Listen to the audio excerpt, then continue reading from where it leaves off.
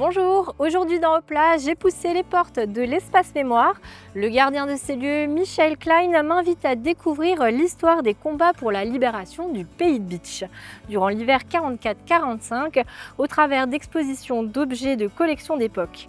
Des trésors qui viennent de dons de familles du Pays de Bitche, mais aussi de vétérans américains ayant participé à la libération. Mais avant d'en savoir plus, allons découvrir un autre lieu tout proche. Regardez. Chers parents, de passage à Bitche, j'ai décidé de faire un arrêt au relais des châteaux forts. Cela fait 15 ans que Joseph Ivkovic a repris cet hôtel-restaurant construit dans les années 80.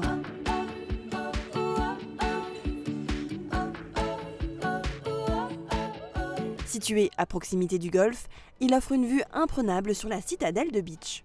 Il faut se rendre compte du cadre. Je crois que, vu la situation de l'hôtel, oui, il est placé juste en face de la citadelle. Le cadre, il est génial. Je vois ça par rapport. Nous, on se rend moins compte maintenant, mais je vois ça par rapport aux gens qui arrivent. Ils sont bluffés par le cadre. Ils se disent waouh, avec une vue panoramique sur la citadelle comme ça, c'est fantastique. Ouais. La partie restaurant peut accueillir 80 couverts, sans compter la terrasse. À la carte, on retrouve surtout des plats traditionnels. Chef, on peut y aller avec les 6 entrées golf. Oui. On n'a pas qu'une clientèle locale, on a une clientèle étrangère, internationale, et on aime faire découvrir à ces gens-là les spécialités un petit peu locales. Donc on fait d'une pierre deux coups, on contente les locaux et on fait découvrir ça aux touristes.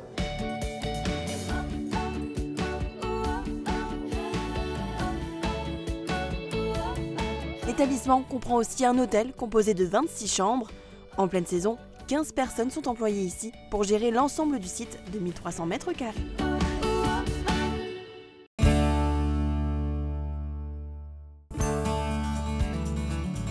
Bonjour Marie. Bonjour Michel, merci de m'accueillir ici au sein de l'espace mémoire.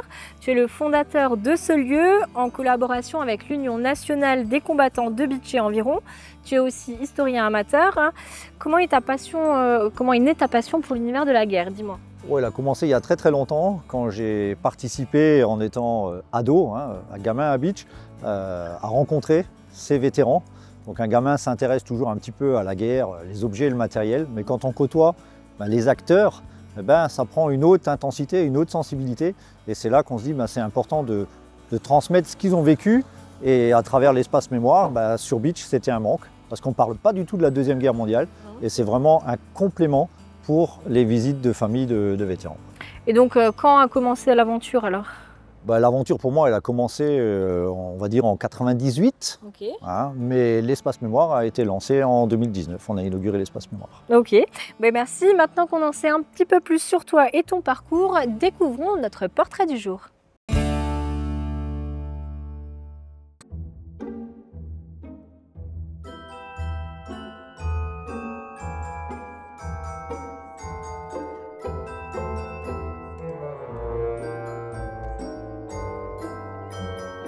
Alors, je suis née à Bordeaux.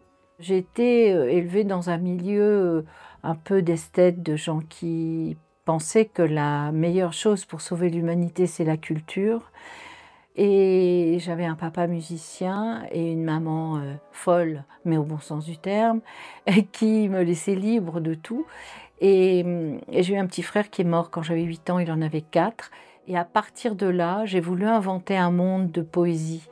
Donc depuis toute petite, je me sauve par les livres, par la poésie et par la beauté des choses. Je suis partie faire des études universitaires, je suis allée à Aix-en-Provence, j'ai travaillé pour le CNRS et ensuite j'ai accepté un poste de prof au Portugal. Et au Portugal, j'ai rencontré Nicolas qui venait pour faire un spectacle. Et du Portugal, où il venait pour faire un spectacle, je l'ai suivi. On s'est retrouvés en Allemagne et puis un jour, on a cherché un lieu pour pouvoir mettre toutes nos affaires et on est tombé tout à fait par hasard sur Petersbach. Alors les marionnettes sont nées d'une extravagance. C'est-à-dire qu'on se disait avec Nicolas, ça serait bien d'amener la culture dans un endroit où il n'y en a pas. Si on faisait du théâtre dans la roulotte, et dans la roulotte, du théâtre d'humain, c'est très compliqué. Et comme j'étais aussi plasticienne, je me suis dit, attends, les marionnettes, ça serait génial. Et voilà, c'est né de ça, et du désir de la ville de nous recevoir à Sarreguemines, dans la roulotte. Voilà, Ça fait maintenant, avec la roulotte, ça fait plus de 20 ans. Ça reste du théâtre. Je suis comédienne, donc ça reste du théâtre. C'est la proximité avec les gens. On ne peut pas mentir quand on est à 1 mètre. Donc il faut que les marionnettes soient belles, qu'elles aient une belle histoire. Et surtout, je trouvais que le spectacle perd en qualité. Et je voulais montrer à quel point la langue française est sublime, magnifique, comme un joyau. L'inspiration vient de milliers de pages de lecture. Et surtout, je veux garder mon âme de petite fille. Donc je vais rechercher des textes qui m'ont touchée quand j'étais petite. Je préfère les contes. Celui qu'on est en train de monter en ce moment pour Sarreguemines, c'est Casse-Noisette. Dans chaque spectacle, on en a entre 15 et 25. Le spectacle où on en avait le plus, c'était Don Quichotte, qui est un personnage qui me fascine. Je suis un peu ce Don Quichotte qui essaie de combattre les moulins à vent. Quand j'ai tout quitté pour suivre Nikolaus, c'était pas gagné. Pour les gens, j'étais folle. Mais cette folie, qui est une folie très créatrice, me pousse, tu vois. Ce qui fait que j'ai 72 ans, que j'aurai pas de retraite, que je travaillerai sûrement jusqu'à ma mort. Mais quelle passion, quoi! La liberté de faire ce que je désire faire dans la mesure du possible, et surtout la liberté de penser, elle est essentielle, et de penser le monde d'une façon plus juste.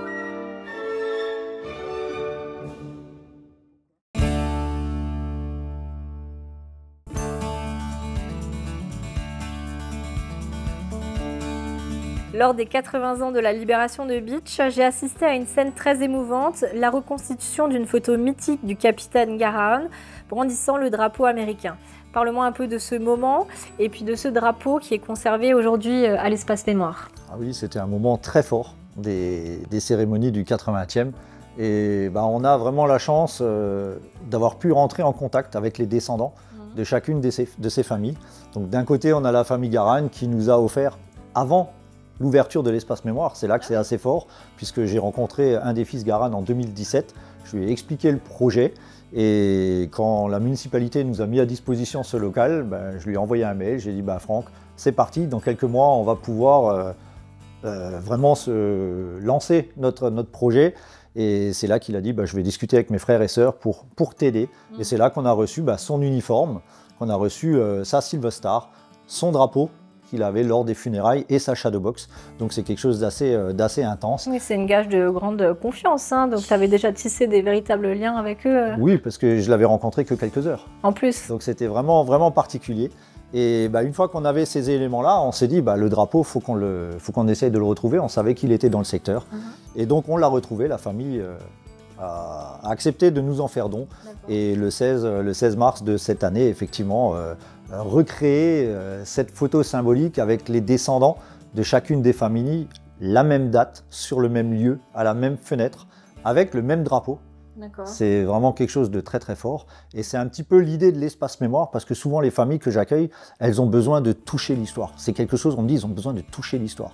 Et quand j'ai écrit à Franck et que je lui ai dit que la famille nous avait ramené ce drapeau, il m'a dit, il faut que je vienne à Beach, il faut que je le touche, ce drapeau. Et Franck est venu le 16 mars 2019 pour l'inauguration de l'espace mémoire. On a eu la chance d'avoir Franck, le fils du capitaine Garrahan, et Michel, la fille de Maria Aublinger. D'accord, ok. Ça c'est vraiment une belle histoire très touchante. Alors à l'espace mémoire, on s'intéresse surtout à la Seconde Guerre mondiale, mais dans notre rubrique sur les traces de l'histoire, nous allons remonter un peu plus loin dans le temps. Durant la Grande Guerre, une affaire au caractère nettement anti-allemand a conduit le directeur de la faïencerie de Sarreguemines devant le conseil de guerre de Sarrebruck. On lui reprochait d'avoir reproduit sur des assiettes éditées en 1916 une photo d'Adolphe Braun représentant une Alsacienne et une Lorraine.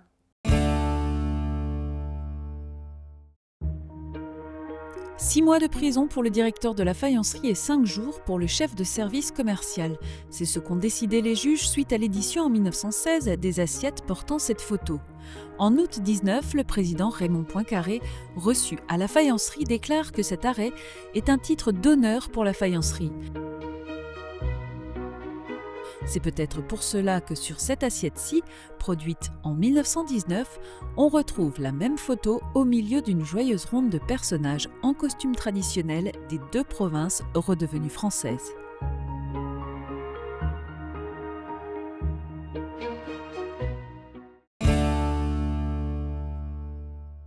Cet endroit est en quelque sorte un musée, mais tu ne t'arrêtes pas là puisque tu accueilles aussi tout au long de l'année les familles des vétérans de la 100e. Comment les familles te contactent-elles? Alors déjà, juste pour corriger... Ah oui, non, mais ça peut être dans le truc, si tu veux. Oui. Le terme musée, j'aime pas trop. C'est pour ça que c'est espace mémoire, parce que tout ce qui est visible ici vient du secteur, a un lien avec une famille, avec une histoire, avec une rencontre. Okay. Donc, un musée présente beaucoup de pièces. Nous, on présente ce qu'on trouve, mais avec l'histoire et l'émotion qui va avec. D'accord, donc tu insistes bien sur le fait que c'est un espace. Voilà, nous, c'est ce côté proximité et histoire personnelle qu'on met en avant. D'accord. Et donc les vétérans, les familles des vétérans, comment est-ce qu'elles t'ont connu alors? Il y a très longtemps, quand ils venaient sur Beach, il n'y avait pas beaucoup de personnes qui étaient un petit peu au courant de ce qui s'est passé dans le coin. Et donc, quand les premiers groupes de vétérans arrivaient, là je suis avant 2000, c'était des fois la municipalité qui contactait en disant il y a un petit jeune qui connaît un petit peu l'histoire du coin. Donc les premiers contacts se sont faits là. Et puis à travers mon oncle, Roland Hoff, qui lui aussi accueillait les vétérans avant que moi je prenne le relais. D'accord, donc tu étais un petit peu le référent de ces vétérans. Et puis on a aussi du mal à s'imaginer que de l'autre côté de l'Atlantique, les Américains s'intéressent autant à Beach et qu'ils y soient vraiment attachés. Comment ça se fait? Beach, moi je fais toujours le parallèle avec la Normandie. La bataille de Normandie, c'est 79 jours de combat en été. La bataille du pays de Beach, c'est 103 jours en hiver. Donc pour les personnes qui ont vécu ces combats-là et surtout les conditions météo, il y a eu 3 mois où ils étaient dans les familles, donc ils ont vécu des choses difficiles entre eux, mais d'un autre côté, ils ont fraternisé pas mal avec les familles, ce qui a créé un petit peu ce lien. Et en plus de ça, il existait l'association des vétérans qui organisait très régulièrement des voyages à Beach. Et c'est pour ça que les parents sont venus. Et aujourd'hui, là, on a quelques exemples de parents qui sont venus. Et aujourd'hui, c'est les enfants en quête de renseignements, puisque les parents, malgré que c'est ceux qui ont rapporté la victoire, n'ont pas beaucoup parlé.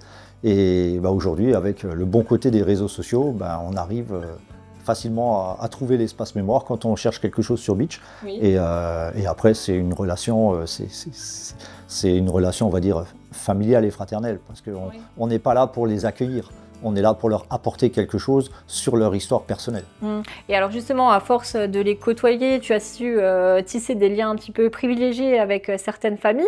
Alors il y en a quelques-uns, il y a une famille qui t'a offert un objet très symbolique. Est-ce que tu peux m'en parler un petit peu? Oui, c'est la famille Garan que j'ai rencontrée pour la première fois en 2017, donc avant l'ouverture de l'espace mémoire, et avec qui on a vraiment tissé des liens. Et puis l'histoire du papa, de Thomas Garan, c'est la vitrine de Beach, c'est le symbole de la libération de Beach. Et on était très fiers cette année, justement pour le 80e, d'accueillir 4 des 7 enfants. Et on a eu la surprise de recevoir le dog tag du capitaine Garan. Donc c'est vraiment très personnel. Là, c'est vraiment personnel pour le de recevoir ça de la famille, c'est plus qu'un signe de confiance, quoi. On fait partie de la famille, quoi. C'est vrai que tu en fais aussi beaucoup pour eux, donc ils te remercient à travers cette... Mais ça reste très peu si on compare ce que les parents ont fait pour nous. Ce qu'eux ont fait pour libérer le pays de Beach. Exactement, c'est un minimum. Alors toi, tu es incollable sur toutes les questions liées à la Seconde Guerre mondiale, je pense. Un petit peu. On va dire, oui. Voyons maintenant ce que Sandrine nous a préparé. Hop là, c'est l'heure de jouer et je me trouve aujourd'hui dans les jardins de la communauté d'agglo de Sarreguemines pour poser des questions à Eva. Bonjour Eva. Bonjour. Alors, je ne sais pas si tu connais un petit peu le concept de l'émission. Je vais te poser 2 petites questions qui concernent le territoire de Sarreguemines Beach. Alors ma première question, c'est est-ce que tu es originaire du secteur? Du tout. Super, donc tu connais très bien le secteur. Pas du tout. Je viens de Wolfsberg, donc. Ah oui, ok. Ouais, rien à voir. Eh ben, on est quand même limitrophe, on va dire un petit peu. L'Alsace, c'est pas très loin de chez nous. Oui, c'est juste à côté, c'est des voisins. Donc. C'est ça. On va quand même tester ta culture. Je pense que tu peux quand même t'en sortir. Alors, j'ai une première question sur laquelle il y aura une image et je vais te poser une question qui va avec. L'image va t'aider. Je te la montre tout de suite et je te pose la question. Alors, À quelle expression signifiant avoir une vue perçante vous fait penser cet animal que vous pouvez rencontrer dans le Beacherland? Je l'ai, avoir l'œil de lynx. C'est ça, avoir un œil de lynx. Et ben voilà, tu t'en sors bien, ça fait déjà une bonne réponse. Ça va, c'est pas compliqué donc. Et j'ai une deuxième question. Alors là, il faudrait peut-être avoir... je vais te la poser et puis il faudra peut-être analyser un petit peu le nom de la ville. Tu vas comprendre très rapidement. Ouais. Alors, quel animal figure sur le blason de Berenthal? Alors jusque-là, tu sais peut-être pas quel est le blason de Berenthal. Je crois que c'est un oiseau, mais je je suis pas trop sûre. vais te donner quatre réponses possibles. Alors, est-ce que c'est un aigle, un saumon, un ours ou un gremlin? Non, c'est un aigle. Ah, pourquoi tu as pensé à un oiseau? Je sais pas, j'ai déjà été au lac de Berenthal, mais je pense avoir vu un aigle, alors peut-être que c'est ça. Peut-être que c'est ça? Ouais, eh bien, c'est pas ça. C'est pas ça du tout? Non. Ah mince. C'était un ours, et en fait, parce que le nom de Berenthal signifie la vallée des ours. Ah, d'accord. C'est pour ça. Bon, donc Berenthal. Ber, c'est un ours. Ouais. C'est pour ça. Ok. Et ben, tu t'en es quand même pas très mal sorti. Ça aurait pu marcher. Pas, J'ai une dernière question pour toi. Est-ce que tu as déjà visité un petit peu le territoire? Est-ce que tu as déjà visité des sites touristiques ici dans le coin? Sarreguemines surtout? Sarreguemines Beach ou aux alentours? Peut-être Château d'Ichtembert, mais je crois que ça n'a rien à voir. C'est peut-être pas trop sur notre secteur. Pas vraiment, non, pas vraiment.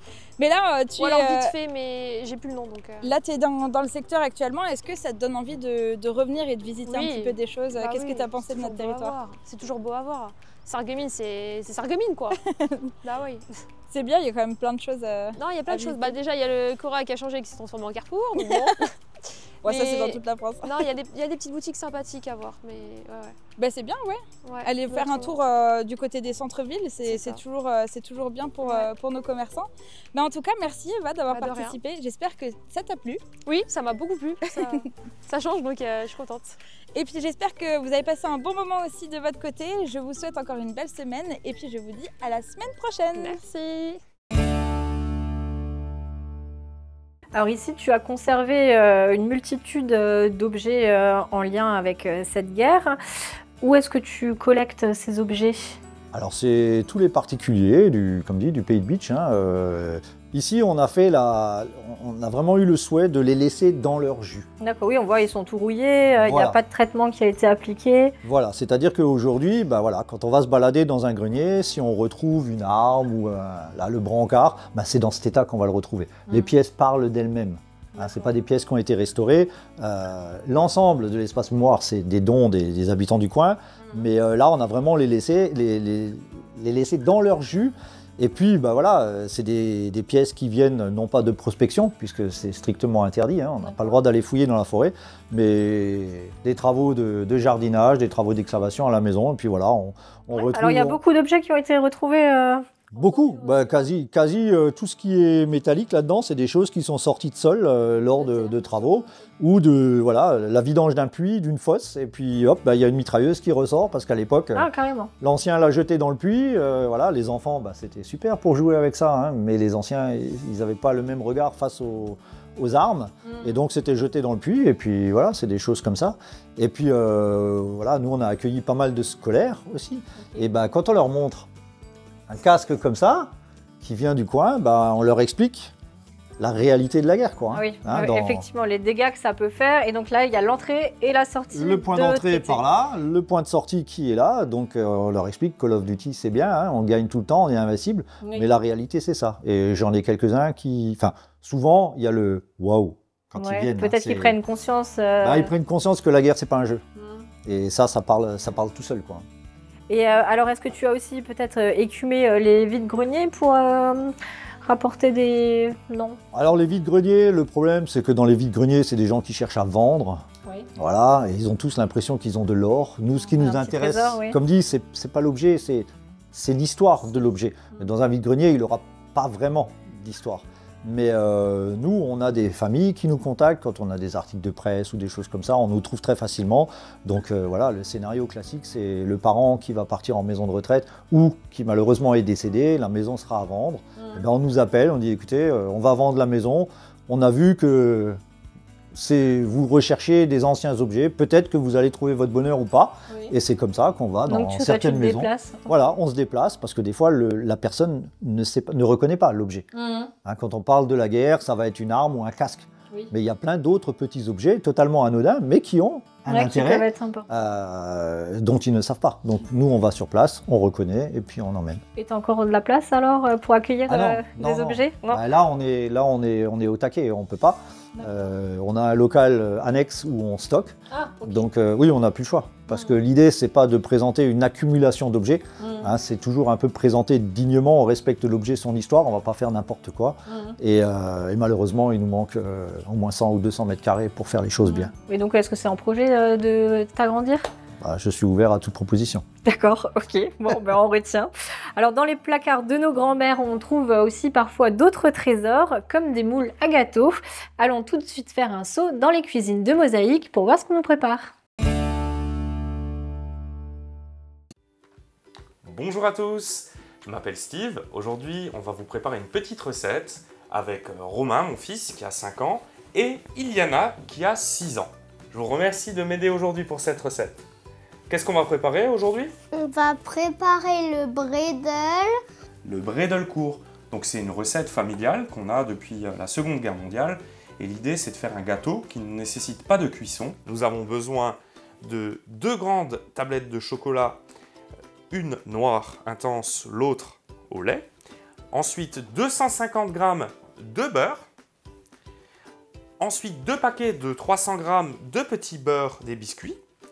Et également du café noir intense, température tiède. Les enfants, je vais vous montrer, on va commencer. Donc vous prenez un petit beurre, vous le trempez dans le café, mais pas trop longtemps parce qu'il peut casser. Il faut rapidement le poser là, dessus, et on enchaîne. Et le principe, c'est de faire une lignée complète de petits beurres. Voilà, on va le centrer. Boum, voilà, faut juste les accoler, mais il faut surtout pas qu'ils se chevauchent. Voilà, et comme ça, maintenant, on va continuer et on va faire toute une lignée. Quelqu'un veut essayer? Oui, moi.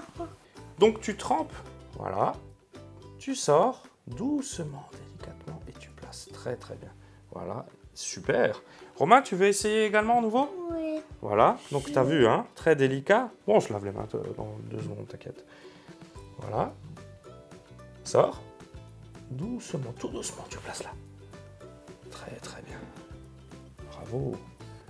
Voilà. Et là, moi, maintenant, je vais les continuer tout du long. Alors, à l'aide d'un couteau, vous pouvez, si vous voulez, si vous en avez besoin, réégaliser, que ça soit parfaitement droit. C'est très important que le gâteau soit stable, étant donné qu'il est mou. Alors, les enfants, maintenant, on va mettre le Beurre. beurre. C'est assez délicat, hein. Faut pas appuyer fort, parce que sinon, vous écrasez, en fait, les biscuits. Le beurre, il faut vraiment qu'il soit bien mou. Là, vous le voyez, il a une texture superbe. Donc là, moi je l'ai passé un peu au four d'ailleurs. Vous prenez, vous en mettez Partout. partout, ouais, exactement. Et on en a assez pour faire. Et vous étalez sans casser, vous voyez, les biscuits. Et maintenant, on met le Chocolat. Ah, ça vous aimez, hein? Alors, pour ça, je vais vous montrer, les enfants, après ce sera vous. Donc le mieux, vous tenez la cuillère, vous tapez doucement comme ça, regardez. Tu vois? Ah ouais, trop cool. Voilà, et à la fin, on peut... Étaler. Il faut étaler que ça soit à plat, ça c'est très important pour la suite de notre construction. Donc on trempe, 1 seconde, pas plus, voilà. Et on va rapidement, sans pincer le biscuit, le positionner, mais exactement au-dessus de l'autre. Ça c'est très important. Une fois que vous avez refait une ligne de biscuits, ce qui est important de faire, c'est de mettre à plat les biscuits. Pensez que c'est une petite construction, hein, c'est comme si vous construisez une maison. Voilà, c'est bien aligné, c'est comme des agglos. Ça fait depuis chaque année que mamie me le fait pour mon anniversaire. Et ça date, tu sais de quand cette recette? De la guerre. Parce qu'à l'époque, quand il y avait la guerre, ils ne pouvaient pas cuisiner comme ils voulaient, donc ils préparaient ce gâteau et ils le mettaient pendant 3 jours dans une pièce et 3 jours après il était prêt. Et vu que c'est un gâteau qu'on n'a pas besoin de cuire, et ben c'était plus simple parce qu'ils n'avaient pas forcément tout à disposition, les fours et tout à l'époque. Alors voilà les enfants, on a fait maintenant un gâteau, on a fait 6 couches les unes au-dessus des autres. Hein. Une fois le gâteau donc réalisé, il faut le laisser pendant 3 jours dans une pièce à environ 18 degrés et vous pourrez le déguster et pendant après 1 semaine. Mais bon, normalement au bout de 3 jours, il n'y a plus rien. Donc, on vous souhaite un très bon appétit! Voilà, et à très vite sur Mosaïque.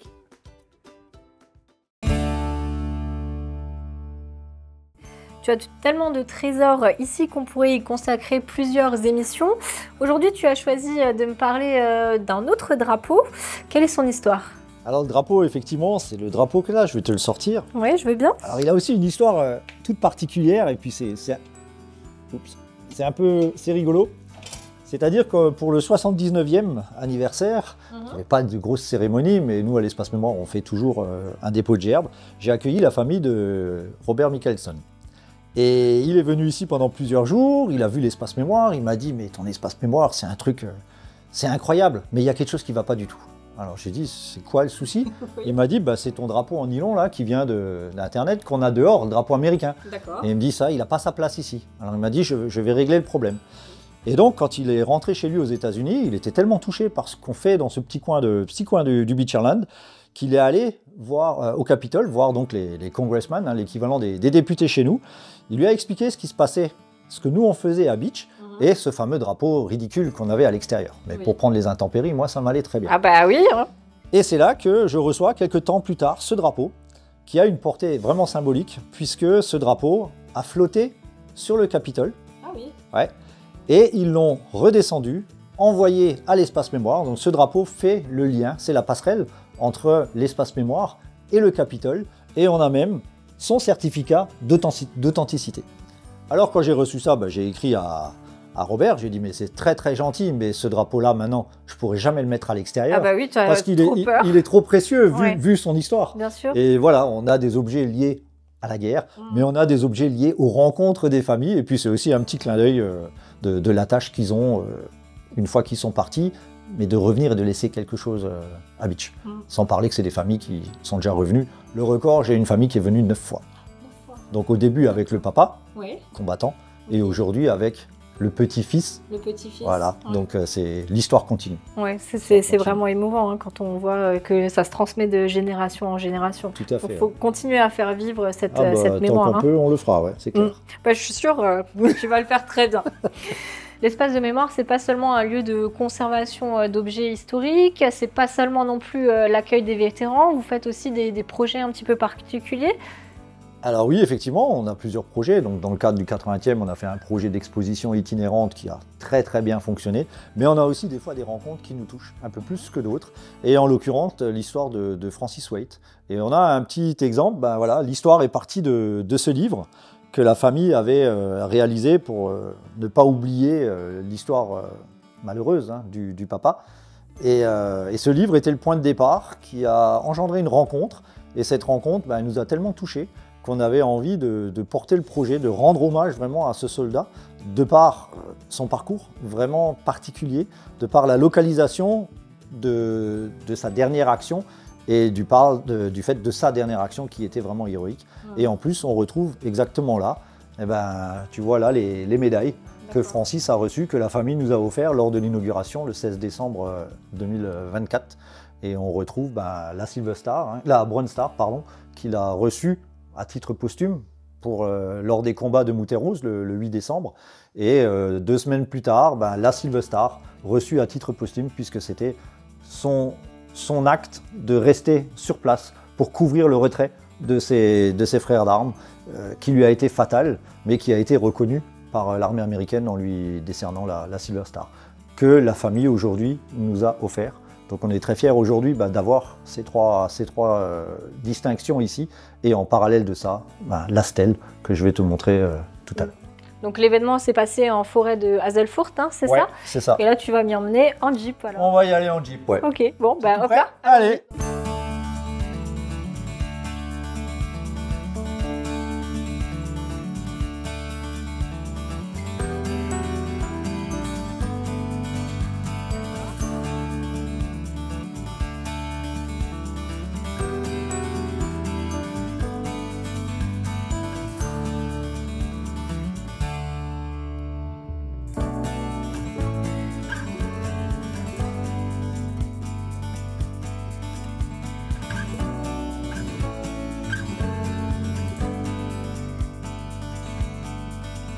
à l'heure à l'espace mémoire, je t'ai parlé de l'histoire particulière de Francis Waite, en te montrant ses médailles. Oui. Et ben, c'est exactement ici.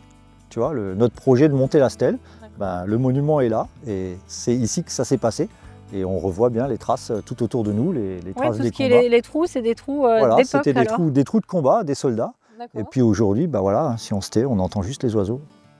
Ouais. C'est tout calme, voilà, on ne peut pas s'imaginer ce qui s'est passé là.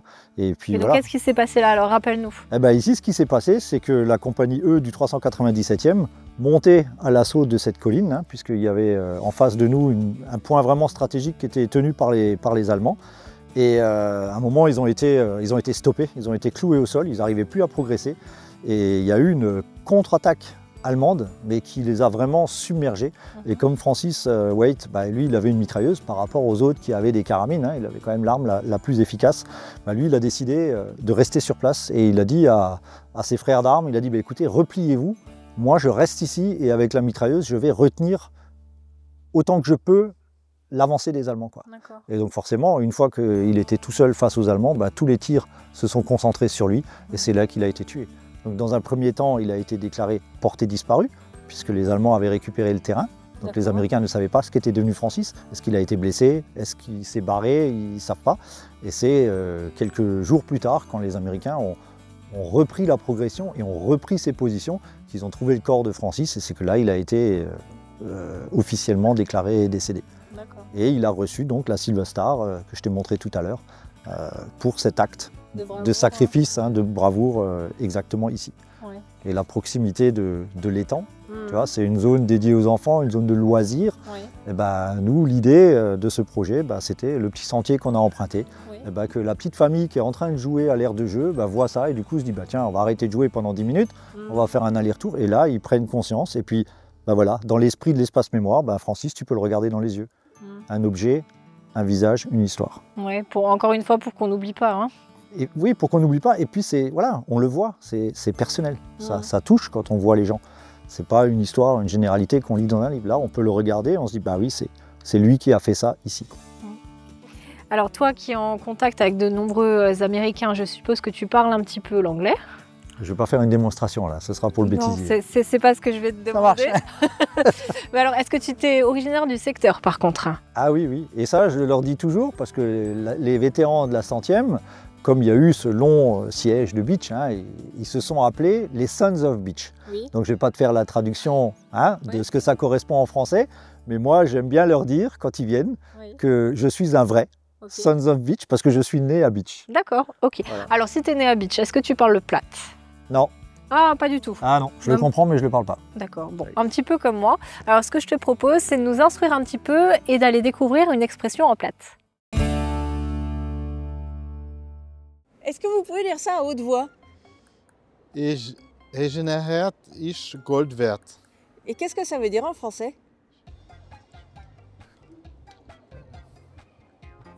Aucune idée, franchement, aucune idée. Eigenheid is Gold wert.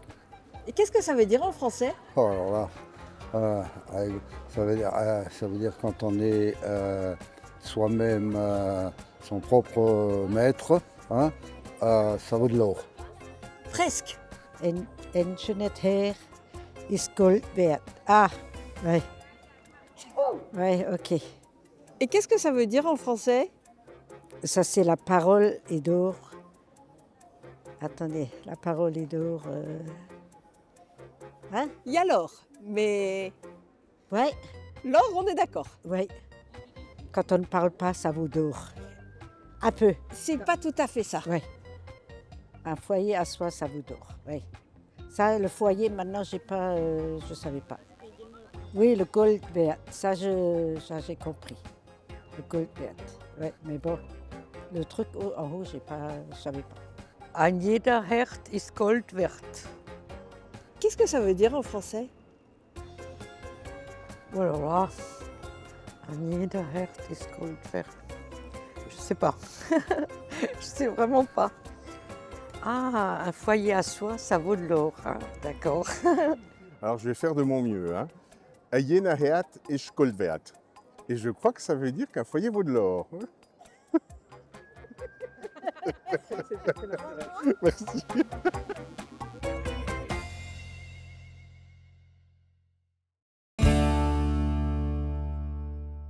Merci beaucoup Michel de m'avoir ouvert les portes de l'espace mémoire.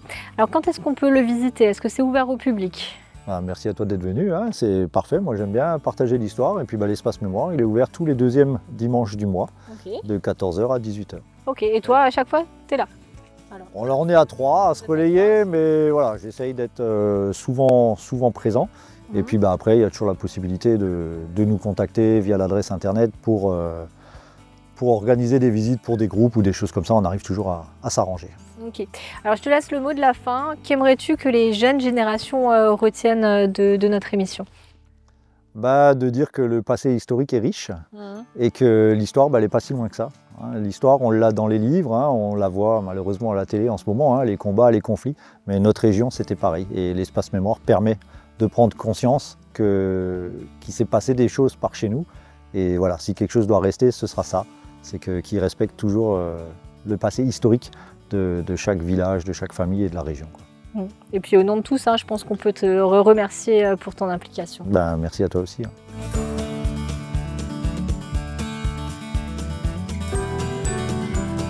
Il est déjà temps pour nous de nous quitter. Je vous dis à la semaine prochaine pour de nouvelles aventures. Et hop là!